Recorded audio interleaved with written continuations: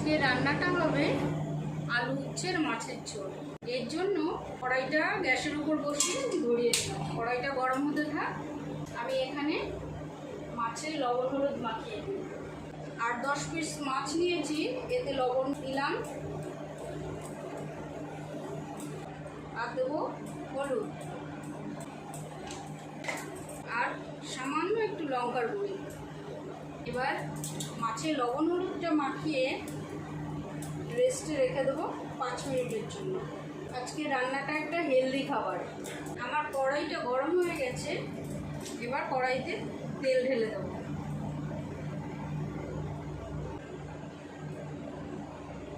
এবার এই কড়াইতে এক এক করে মাছ ভেজে নেব। ফিরে আসছি মাছ ভাজার পরে। এখানে আমি উচ্ছে কেটে ধুয়ে রেখেছি, সেটা এই তেলে একটু সটে করে নিচ্ছি। এবার উচ্ছেগুলো নামিয়ে নিলাম। ওই কড়াইতে এবার তেল ঢেলে দেবো। তেলটা গরম হয়ে গেলে পরে দুটো তেজপাতা, একটু রাঁধুনি দিয়ে দেবো। রাঁধুনি থেকে সুন্দর গন্ধ বেরিয়ে গেলে আলু ঢেলে দেবো। সঙ্গে সঙ্গে লবণ দিয়ে দেবো যাতে তেলটা না আসে। এবার হলুদ দিয়ে দেবো আর একটু লবণ, সামান্য একটু লঙ্কা দেবো।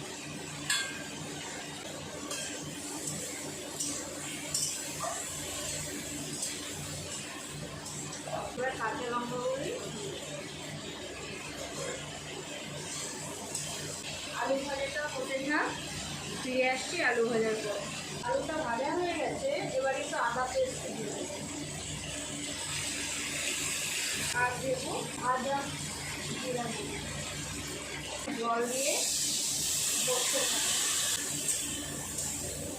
আমার রান্নাটা যদি আপনাদের ভালো লেগে থাকে একটা লাইক করে দেবেন, পাশে থাকার জন্য চ্যানেলটিকে সাবস্ক্রাইব করে দেবেন আর কমেন্ট করবেন আপনারা এরপরে কোন রান্নাটা দেখবেন। বন্ধু বান্ধব আত্মীয় স্বজন সবাইকে রেসিপিটা শেয়ার করবেন। জল ঢেলে দেবো। আলুটা কষা হয়ে গেছে,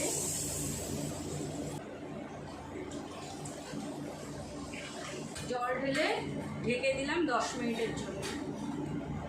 রান্নাটা ঢেকে দিয়েছিলাম, এবার একটু চেক করে নেব। আলুটা গলে গেছে, এখন এই মাছ আর উচ্ছে দিয়ে দেবো। একটু জাল হতে থাক, ফিরে আসছি 5 মিনিট পর। ওপাশে মাছের ঝোল হচ্ছে আর এপাশে একটু রাঁধুনি বেটে নেব। রাঁধুনিটা বেটে ফিরে আসছি। রাঁধুনিটা বাটা হয়ে গেছে, এবার একটা বাটিতে নিয়ে নিচ্ছি। ঢাকা দিয়ে দেবো 5 মিনিটের জন্য। 5 মিনিট পর ফিরে আসছি। আমার রান্নাটা ঢেকে দিয়েছিলাম, এবার ঢাকনাটা তুলে একটু চেক করে নেব। রান্নাটা কমপ্লিট হয়ে গেছে, এবার গ্যাসটা অফ করে 5 মিনিটের জন্য স্ট্যান্ডিং টাইমে রেখে দেবো।